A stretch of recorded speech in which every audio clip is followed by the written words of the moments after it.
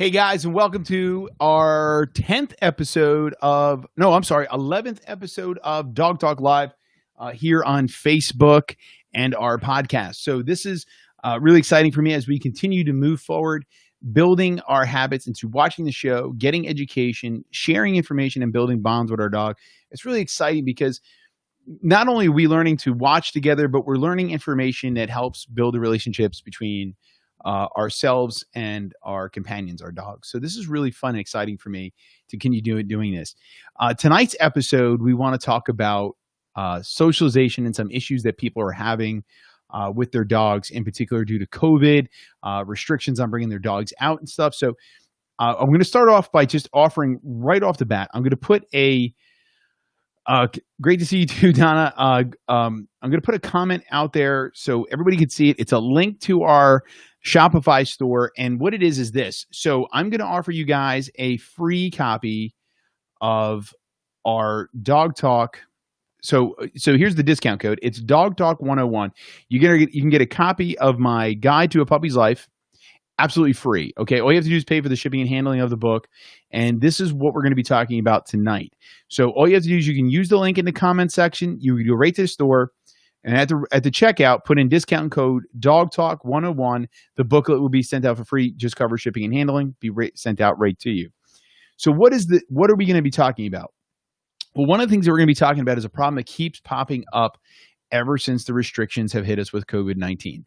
This is something that a lot of people are coming across, trying to figure out ways to socialize their dog, get their dog back out into reality. And what is the true definition of socialization? Okay, so first off, what socialization is not. Socialization is not putting your dog in a giant group of other dogs and having them get along with other dogs. That is not what socialization is all about. Yes, you want your dog to be a well-trained dog. You don't want them to become dog aggressive and things like that. But what you do want, and more importantly, is to get your dog socialized to your life. So, for example, if you were going to be bringing your dog to stores, on vacations with you, traveling with you, getting them used to garbage truck, people, doctors, people in walkers, wheelchairs, beards, crazy hair, weird camouflage outfits.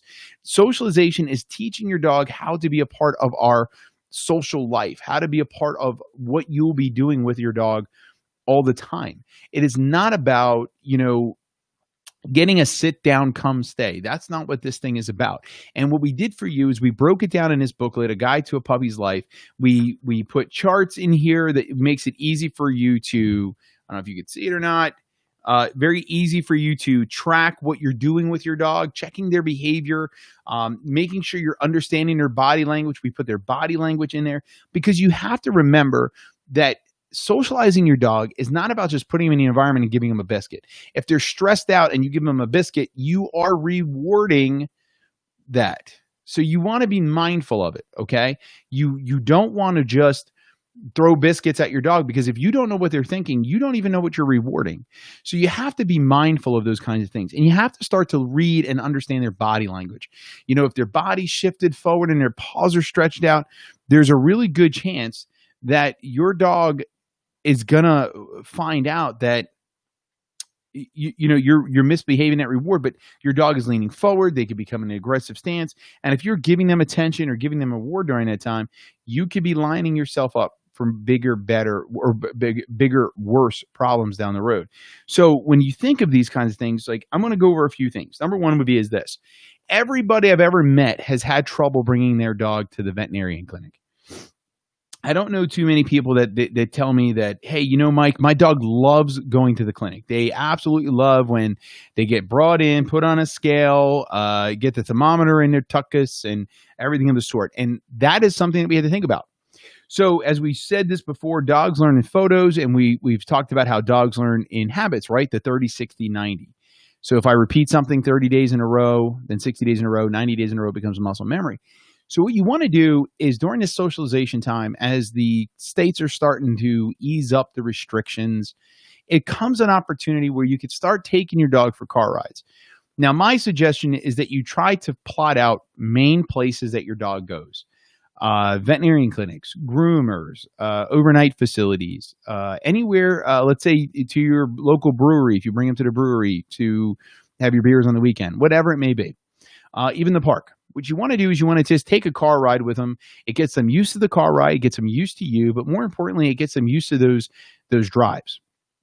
Now, if my dog sees that we're going to the vet clinic and we only go to the vet clinic when they're about to get, you know, a needle or vaccines or medical care, then essentially we're bringing the dog to a traumatic event, and the only thing they remember of this is that traumatic event. So if we start bringing our dog and socializing our dog to the car ride to go to the vet clinic, and then we go in there and we take them for a walk, they get a biscuit from the counter and they leave. It's not their vet visit day, but they leave that time. Now we've changed the photo. Now they start to look at the veterinarian clinic as a very warm, welcome location. Now, I know a lot of vet clinics, don't even send the comment saying that vet clinics won't let you inside right now. I know they will not let you inside right now. But I guarantee if you come to the parking lot, let them know that you're there, they'll be happy to come out, give your dog a biscuit to make the event wonderful. I don't know any vet clinic that doesn't want to help you succeed, because remember, if your dog is having a good experience there and they're less stressed, they're less anxious, they're less all those things, they're going to have a more pleasant vet visit. The veterinarian's going to be less stressed. The vet techs are going to be less stressed. The visit will go off without any fear factors. So every single one of them will gladly help you out during this process. So my suggestion would be is you take the trip, once a month. It's not, you don't have to do it every day. Take it once a month. Bring your dog to the vet clinic. It's really that simple. Just bring your dog to the clinic. What you do is you bring your dog out. You let them know you're there. I guarantee they'll come out. They'll give your dog a biscuit. Your dog will say, oh my gosh, this was the greatest car ride in the world. I went for a car ride, went to a place that was negative, that now gave me a treat. We had a good time. And now we left. Boom. I get to repeat this, a little while later. That's the kind of stuff that we have to look on there. Does that make sense?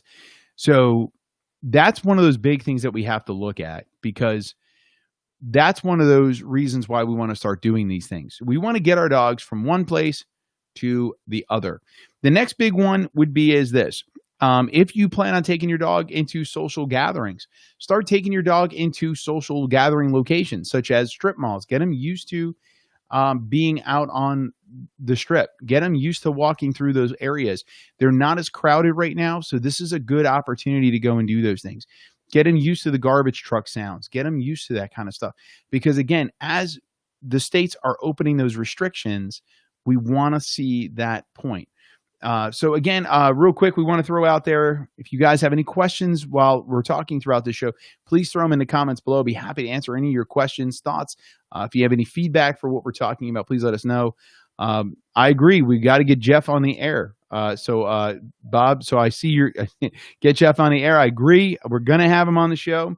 Matter of fact, Jeff and I were just talking about bringing a Dog Talk Live down to Raleigh in January, February. So I would love to find out how many people in the Raleigh area, since Bob started this, I'm going to blame Bob for Bob. Is it Bob Overly? I hope it is.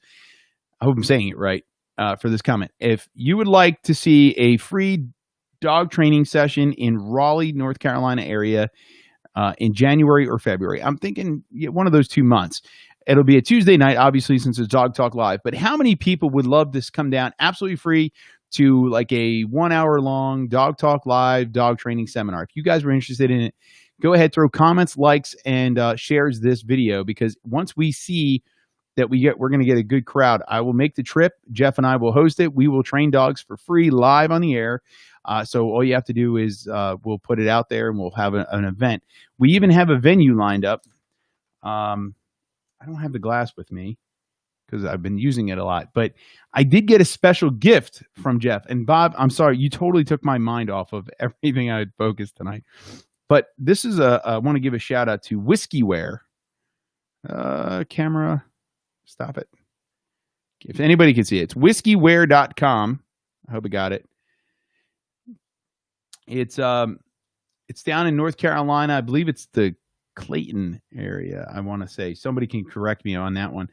Phenomenal stuff they have over there. I got a special glass. I would show it to you. Jeff sent me up a nice laser etched glass from Whiskeywear. I'm really excited. I'm sorry, I've been drinking out of it for the past week, so it's actually in the dishwasher right now. So I would have shown it to you tonight. All right, getting back into socializing our dogs and the issues we've been having with COVID-19. So COVID-19, like I said, it brought us all back and locked and loaded. Our dogs are inside. They're used to us. Well, Mike, we've had people over the house. My dog's been socialized with people coming to the house. Yeah, that's wonderful, but except those are all your friends. So they're not socialized to the point of strangers. They're not socialized to ignore them. They're not socialized to people with beards because most people are walking around with masks. So they don't know those things. They have to get used to them. And you want to really start gauging that kind of stuff. So we want to put that all out there because our dogs are going to start becoming more and more reactive to people. And remember, it's not a sit stay that's going to get it through. It's getting them desensitized and it's getting them used to it and getting them ready for what we're going to be doing.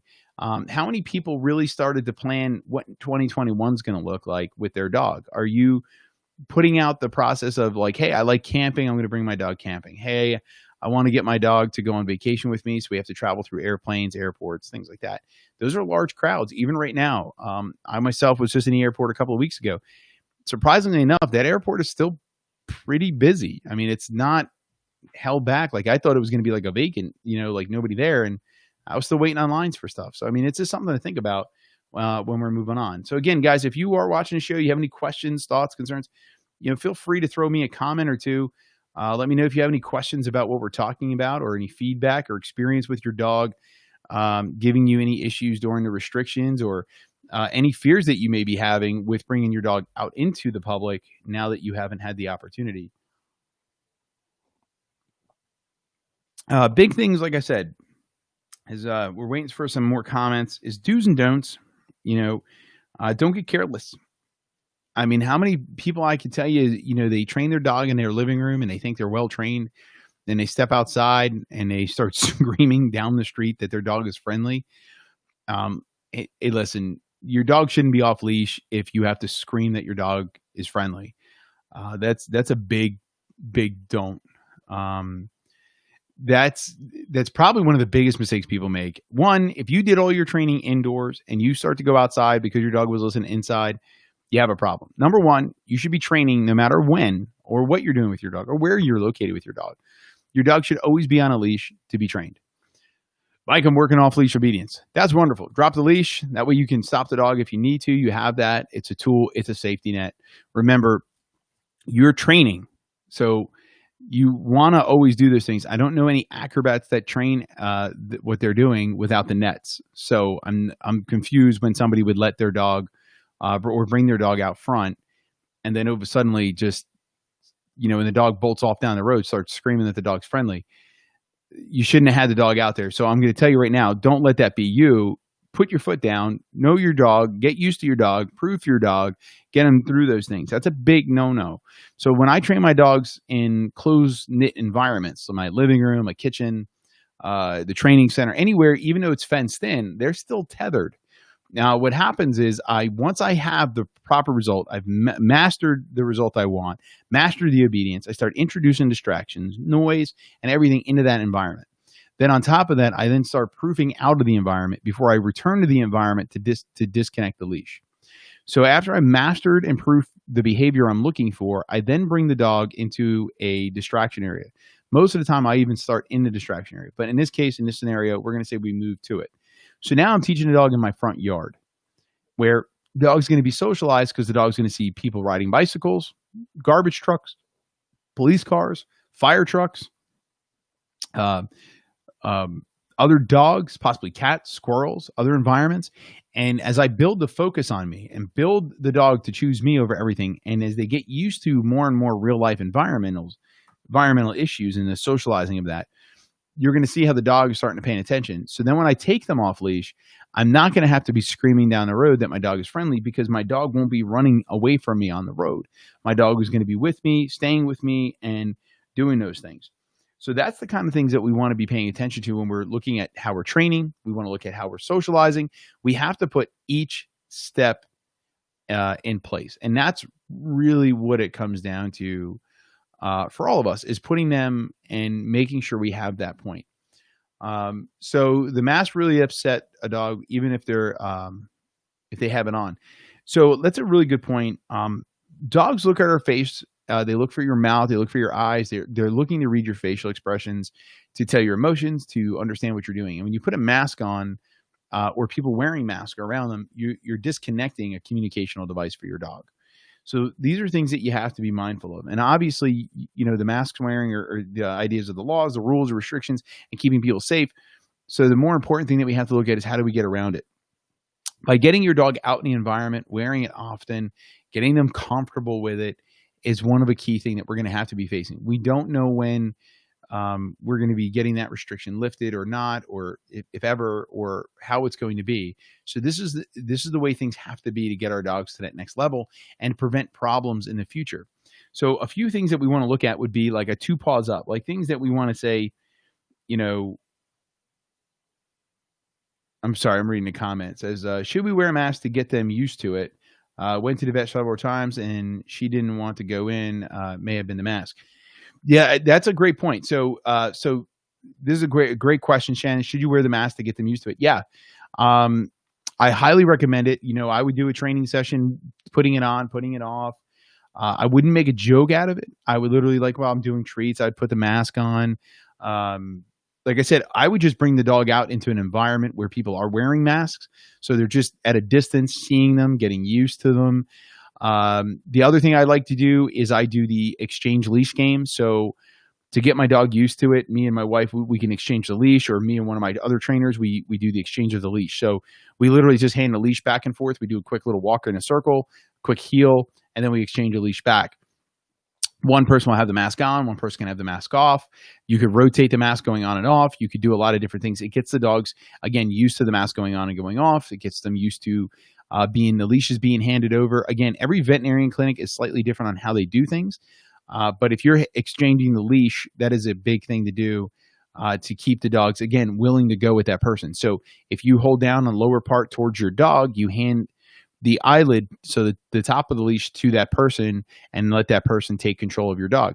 That is probably the best way of doing that and getting them used to it. Again, Shannon, the other thing is, as I said earlier, is I highly recommend driving your dog to the vet clinic and having them just give treats and getting them more acquainted to the drive and the location. The dog will become way more acceptable of the environment and willing to go in and work with those people, because now they're starting to have a positive association to them, no negativity, no fear factors, and be a lot less stressed.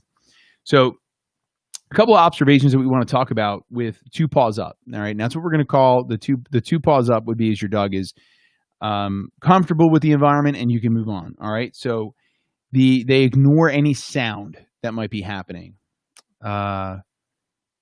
So that's one of the big things is they forgot the sound. They're ignoring it. They're not spooked by it. They move towards you without any object, with any hesitation. So, for example, if an object falls on the ground and they don't, jump 45 feet away from it and start sniffing from a distance, if they move towards it and they're okay with it and they're relaxed with it, these are things that are going to get to 2 thumbs up. If they are startled, they immediately alert back to you within 5 to 10 seconds. They're not like freaked out over it, barking profusely. These are things that would give your 2 thumbs up. Something that's a little bit neutral, for example, let's say your dog gets up and stays up from resting from hearing a noise. It's a little bit of a neutral. They're curious, they're unknown, but those are little things that are showing that the dog is not 100% comfortable, but they're not in a negative place. They're sort of handling it okay. They bark a couple of times, but they stop easily. These are, again, neutrality. This is where your dog is just learning about stuff. Hesitates before approaching an unknown object, but goes through it. Or moves away with a quick sniff, right? So if they come in, they sniff something, they jump back 30 feet, and then they come back in a little bit. That's, again, same idea here, no pause. Now, 2 paws down. This is a big one. This is where your dog is stressed out, is not happy with the scenario. Tries to hide. They tuck their tail and try to run away. Barking that is difficult to stop. So for example, they're just overly stressed. They won't even give you the time of day when you're trying to communicate back to your dog. Or the cackles are raised, so the hair's raised on their back. These are things that are 2 paws down. So that kind of stuff is where we want to be paying attention. As I said earlier in the show, we really want to be paying attention to our dog's body language, because that's where we have 90% of the communication from our dog. Okay. They can't tell us when they're stressed. They can't tell us when they're not. They can't tell us any of that kind of stuff. So we want to be sure that we're reading this body language to find out what's going on in our dog. Are they stressed out? If they are, stop pushing them into it. You're making it worse. You're making them rely on a negative experience when we need it to be a positive experience. Remember, if you think about it, how many people that are watching the show right now like going to the dentist? I mean, seriously. Anybody? Let me see a thumbs up in the comment section if you enjoy going to the dentist. I'll wait. Yeah, that's what I thought. Okay, so nobody really likes going to the dentist. But how many people like going to the ice cream shop? Right? Let's think about this one. If you like going to the ice cream shop, again, or a chocolate store. So we have a place up here in a place called Havertys called Bomb Boys. They make all these special chocolates. How many people like going there? How many people want to go to a Disney World? Give me a thumbs up. Show me these things. If you enjoy this stuff, show me a thumbs up. If you don't, give me a no in the comment section of no to the dentist or something like that. It's because we have a certain experience there. So, for example, by going to the ice cream parlor or the chocolate store or something like that, we have enjoyment there. It's a positive experience. But with a dentist, where you're either you come out, your teeth feel funny, you feel awkward as they're talking to you as they're cleaning your teeth, your gums hurt, whatever it is, you gagged a lot, you threw up in a thing. It's a horrible experience. So what happens when you want to go to when they tell you it's time to go to the dentist? You're like, nah, never mind. You'll do everything in the world. Well, your dog's the same thing. If every time they go to this one location, they're getting needles, stressed out, held in weird positions, and all this stuff, they're not going to want to go. Same thing as grooming. Get them desensitized. Go to your groomer.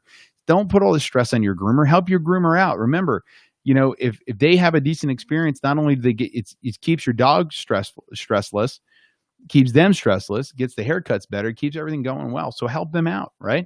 So again, real quick, anybody that's tuning in now, I put a link in our comments section letting you know that we are giving away our puppy booklet, A Guide to a Puppy's Life. This is a booklet on socialization to help you get your dog through this COVID-19 unrestriction, get them back out into the world. Now, if you have a dog, don't like going to the tax prepper. That's a good one. So, all right, imagine if you went to the tax. Let's go with that one, right? If every time you went to the tax prepper, right, they gave you an instant refund. All right. And they made it really easy for you, right? So you walked in, you gave them your ID and your social security card and a bucket of receipts, and they just turned around and gave you your rebate or your tax refund right instantaneously. I guarantee you that would probably change. Or better yet, since we only have to do our taxes essentially once a year, imagine if you started hanging out with that tax prepper and having a better experience, maybe going in there for like a shindig throughout like every quarter. Maybe invite you over for some pizza or something like that. You probably wouldn't stress out or deal with that stress point as much, right? So real quick, again, the link is in the comments section. If you put Dog Talk 101 in your checkout, the booklet is free. All you have to do is pay for shipping and handling. Again, the booklet is free if you put in Dog Talk 101, and you can get this booklet sent to you absolutely free, A Guide to a Puppy's Life. There it is, A Guide to a Puppy's Life. It's got charts, it's got photographs, it's got everything, and it's not much reading. So you don't have to worry, oh no, I don't want to read a book. It's not much, but it breaks it down. It's going to be telling you about the different body language, things to get out. Now, you're going to say, well, Mike, I have a dog. I don't have a puppy. My dog is 2-3 years old at this point, or I adopted the dog. He's 4 or 5 years old. Listen, do me a favor. Get the booklet anyway. Don't worry about it. If he says puppy, just say dog. It's one and the same. We all learn the same. When we think about psychology, the biggest things to look at and see the difference between us and animals is the ability of comprehension and understanding. Dogs learn as is or is not, right? So it is or it is not. It's not the other way around, where we have to know the whys. So when we're trying to get our dogs to do things and understanding things, we just have to desensitize them, get them used to these things, build their comfortability to it.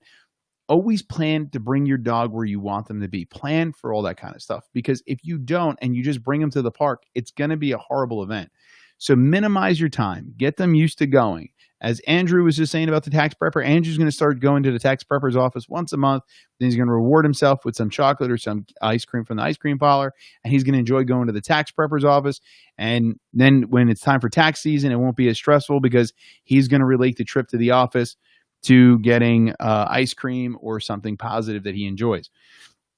If you don't like ice cream, I don't know, yogurt. I guess, I don't know. But yeah, it's a great way of getting out there. So again, this booklet can help you if you're a puppy owner or not. Just take the word puppy, make it the dog. Use the charts. Make sure you're hitting these things: walkers, wheelchairs, motorized scooters, garbage trucks. There are more people out there that are stressed out with their dogs because they freak out over garbage trucks every week. So you could do what I do. Go sit out front when the garbage truck's coming by. And that's when it's time to do some training. Keep your dog focused on you. The dog will focus on you, and it'll start to learn. Make the sessions short, sweet, to the point. Keep it on point with you, right? Those are the little things that we want to look at.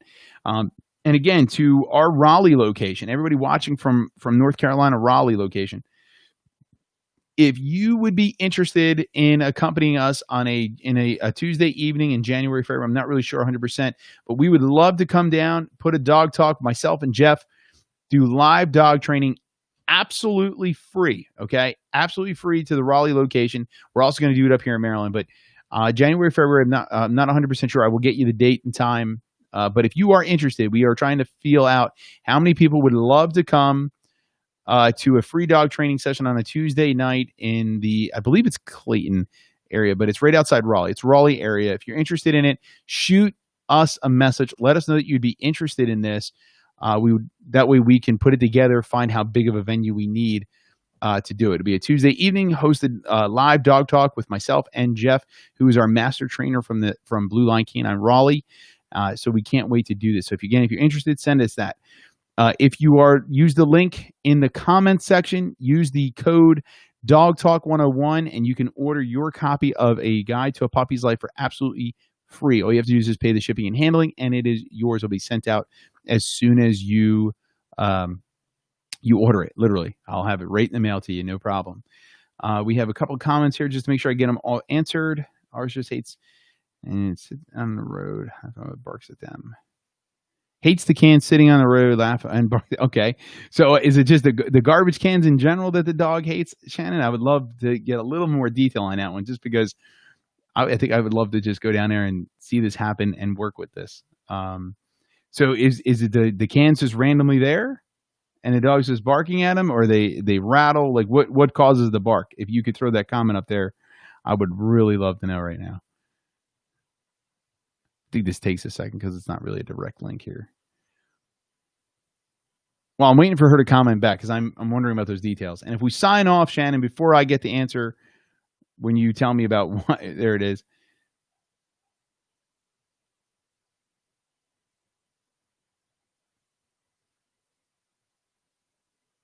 Okay, so there's something different with her. Okay, I would love to see it. Shannon, I'm going to ask that you do me a favor. Send me a video of your dog around the garbage cans doing this kind of stuff. You can send me an email, or you can message any of the Blue Line Canine pages. It'll go right to, and it'll be sent to me. Or you can send me an email at msolar@bluelinek-9.com. Let me see if I can put that on the screen for you. Actually, I'll just put it in the chat so you can see it right there. This is my email.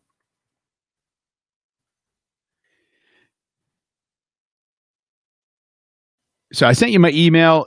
Just go ahead and all kidding aside, msolar@bluelinek-9.com. Send me a video of that. I would love to see what's going on, and just curious. And we'll talk about it in the next episode of Dog Talk. Maybe we can bring it on air and discuss it on here for everybody else in case somebody else is having a similar issue going on.